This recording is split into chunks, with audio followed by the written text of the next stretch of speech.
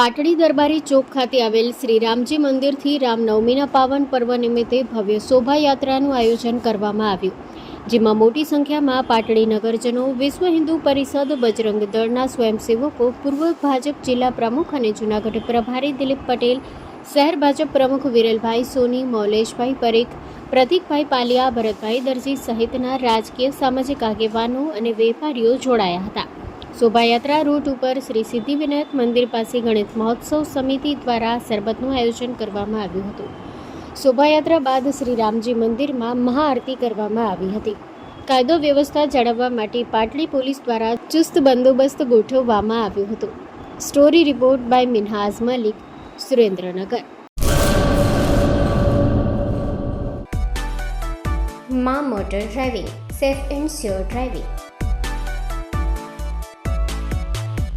Driving એ શોખ સાથે આપની મોટી જવાબદારી પણ છે. અમારા ઇન્સ્ટ્રક્ટર દ્વારા સચોટ અને સરળ માર્ગદર્શન.